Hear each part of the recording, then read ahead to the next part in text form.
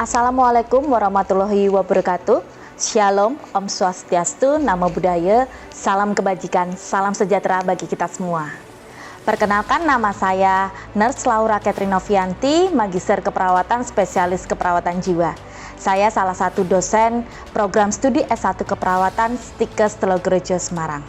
Pada kesempatan kali ini, saya akan menyampaikan pernyataan deskripsi diri untuk kerja Tridharma Perguruan Tinggi atau PDD UKTPT dalam bidang pengajaran.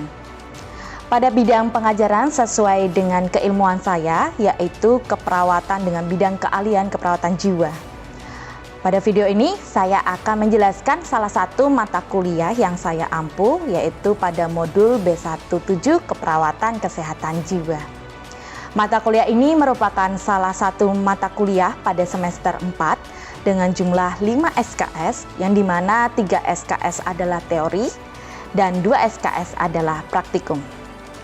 Izinkan saya menjelaskan rencana pembelajaran semester, khususnya pada mata kuliah modul B17 Keperawatan Kesehatan Jiwa. Adapun deskripsi mata kuliah ini berisikan tentang konsep-konsep dan prinsip-prinsip serta tren dan isu kesehatan dan keperawatan jiwa.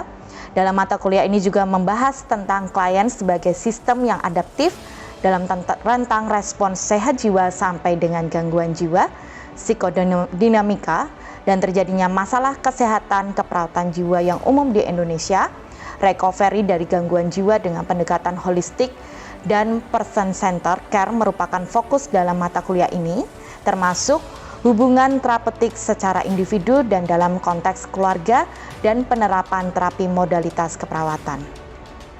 Upaya keperawatan dalam pencegahan primer, sekunder, tersier terhadap klien dengan masalah psikososial dan spiritual serta gangguan jiwa juga merupakan fokus dalam mata kuliah ini.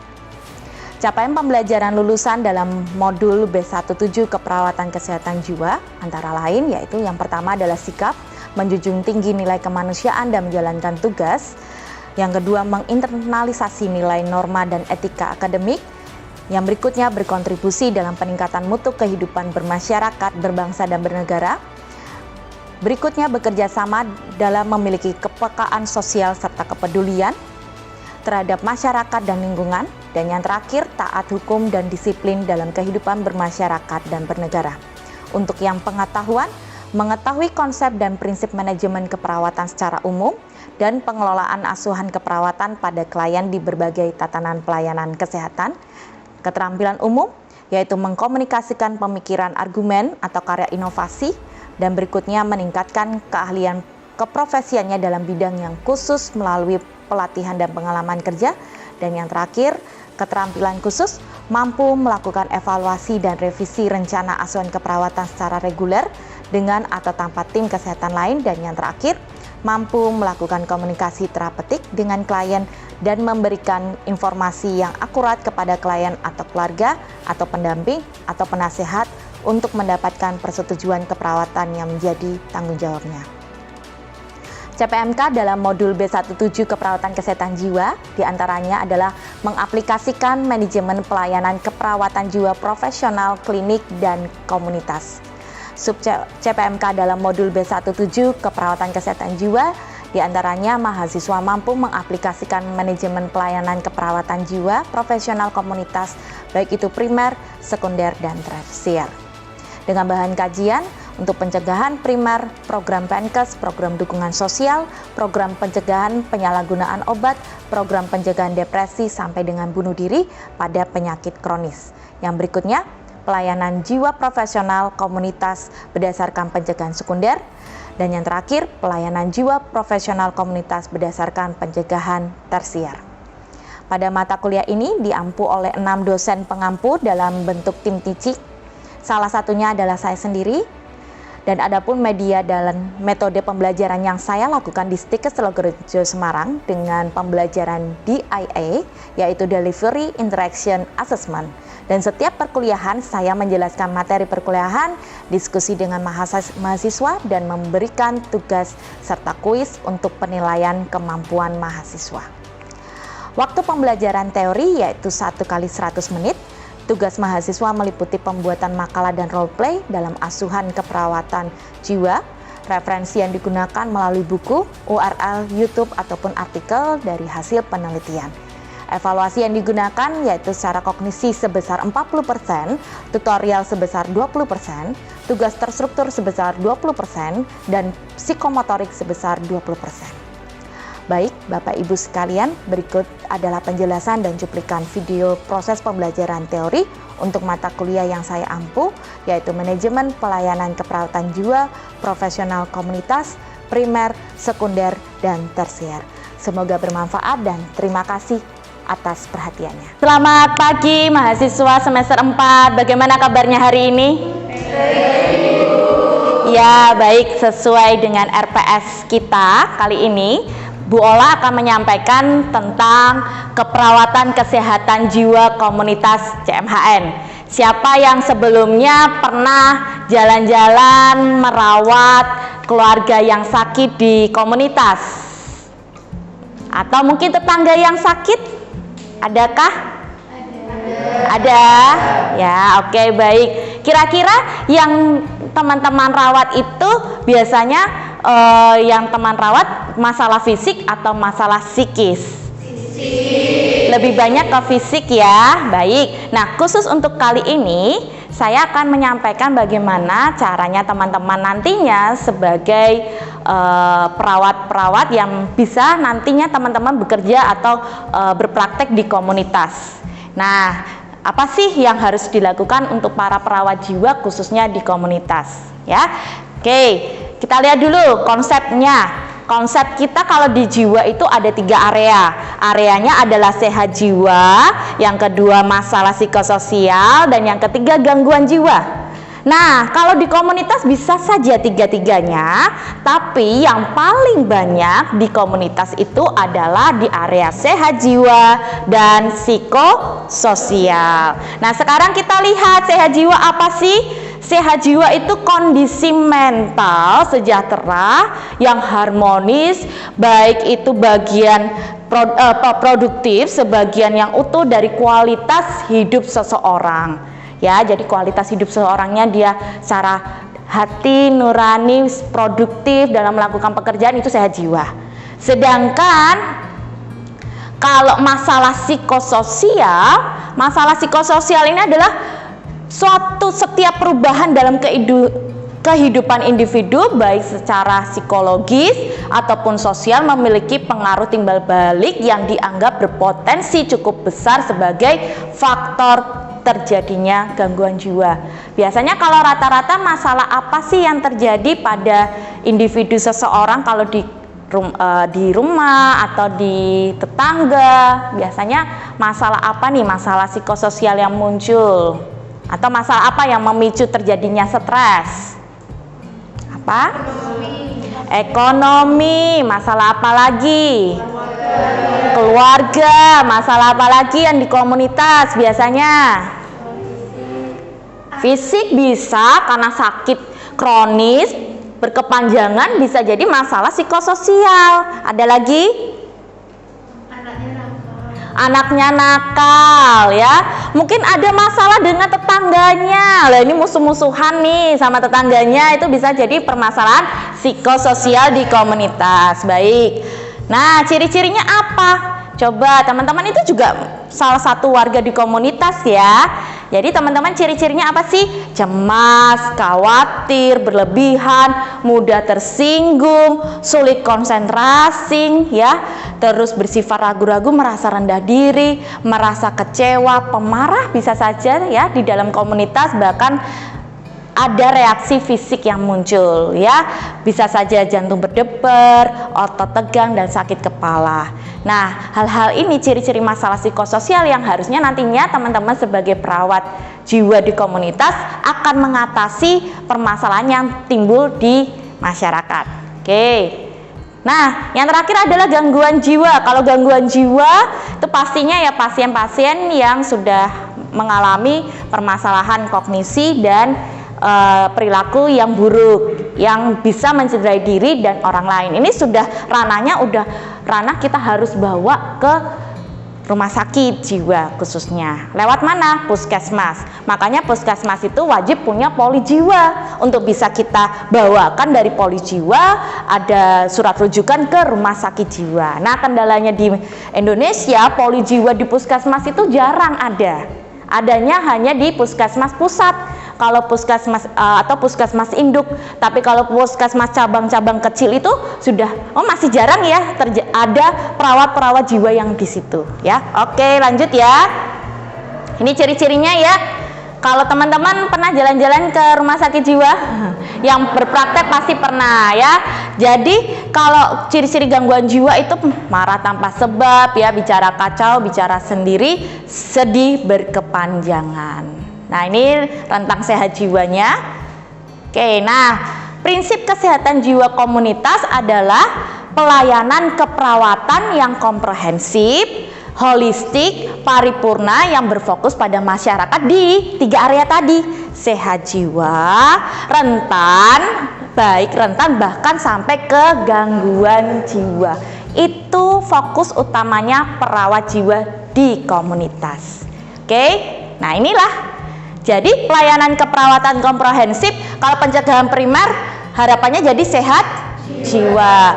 Pencegahan sekunder masalah psikososial yang kita atasi. Sedangkan tersier itu gangguan jiwa. Kalau primer sehat jiwa, sekunder itu psikososial, dan terakhir pencegahan tersier itu gangguan jiwa. Oke. Nah, baik. Mungkin dari sini ada yang mau bertanya terlebih dahulu, silakan. Saya Bu ingin bertanya. Ya, silakan Mas Bagus. Saya sering mendengar kasus bunuh diri itu karena depresi. Lalu bagaimana untuk mencegah depresi itu sendiri ya Bu? Baik, ya pertanyaan yang bagus. Banyak berita-berita sekarang ya, anak SD, SMP, bahkan pelajar, bahkan sampai lansia pun pasti ada perasaan atau tiba-tiba ada muncul percobaan bunuh diri. Kenapa hal itu terjadi? Karena kelalaian atau kurang kesiapsiagaan para pelayanan kesehatan di komunitas. Seharusnya ada alat ukur untuk mendeteksi terjadinya depresi.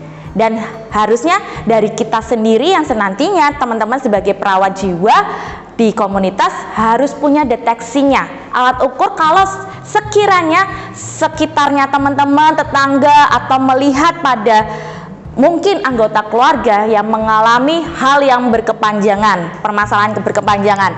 Nah, hal ini terbukti dengan data ya. Ini sesuai dengan penelitian Bu Ola, penelitian saya kaitannya dengan uji validitas dan reliabilitas menggunakan kuesioner CESDR. CESDR ini adalah untuk kuesioner khusus untuk mendeteksi gejala-gejala depresi. Ingat, kalau teman-teman menjumpai tetangga, anggota keluarga kurang dari selama 2 minggu itu mengalami permasalahan sedih berkepanjangan sampai turunnya activity daily livingnya, segeralah coba teman-teman cross check pakai kuesioner CESDR. Silakan nanti teman-teman bisa setelah ini saya akan berikan kuesioner untuk teman-teman bisa praktekkan di sekitarnya teman-teman untuk mendeteksi terjadinya depresi atau tidak. Itu ya.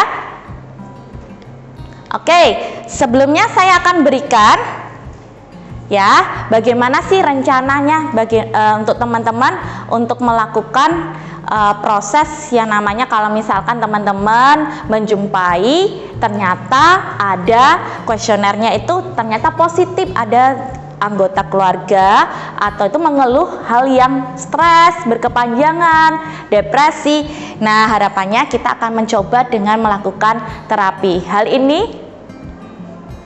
Hal ini terbukti dengan pengabdian masyarakat yang sudah saya lakukan di beberapa bulan yang lalu di masyarakat dengan menggunakan terapi meditasi beserta expressive writing terapi. Nah, expressive writing terapi ini cocok sekali untuk anak-anak mahasiswa. Tapi kalau terapi meditasi bisa saja untuk pasien-pasien yang dengan penyakit kronis. Ya, mari kita akan lihat bersama-sama video salah satu cuplikan dari yang saya lakukan kombinasi dengan kedua terapi tersebut.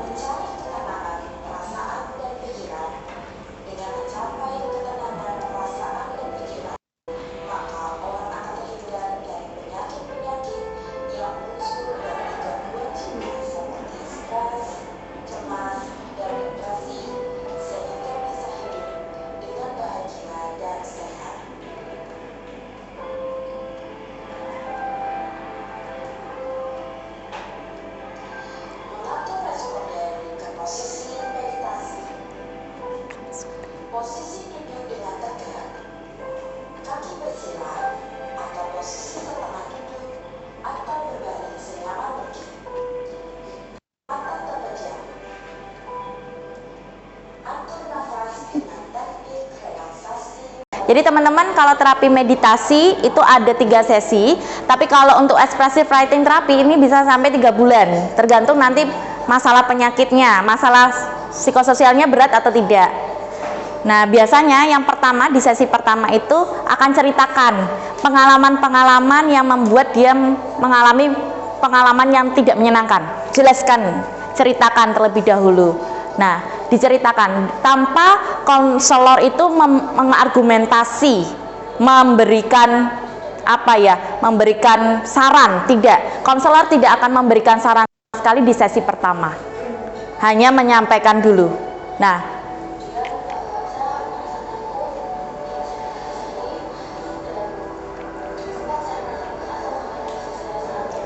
oke, baik. Jadi tadi teman-teman semuanya sudah melihat kedua terapi yang bisa nanti teman-teman coba, nanti saya akan berikan SOP-nya. Silakan untuk mencoba nanti di lab praktikum untuk kedua terapi itu untuk pasien-pasien yang mengalami permasalahan psikososial ya. Oke, selanjutnya teman-teman, terima kasih untuk kesempatan kali ini. Tapi sebelumnya teman-teman bisa dibuka HP-nya terlebih dahulu. Kita akan lakukan untuk kuis bersama ya.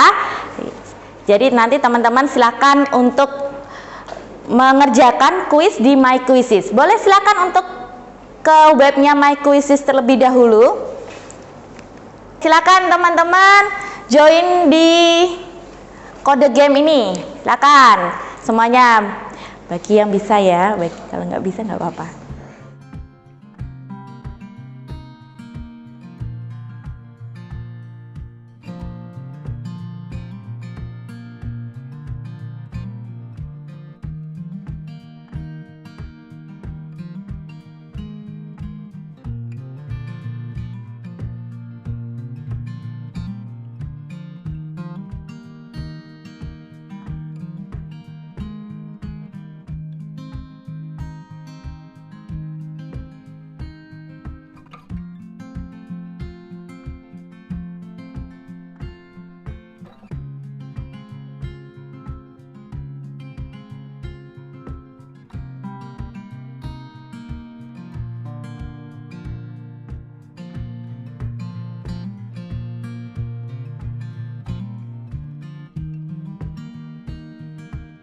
Ini yang lainnya enggak ya?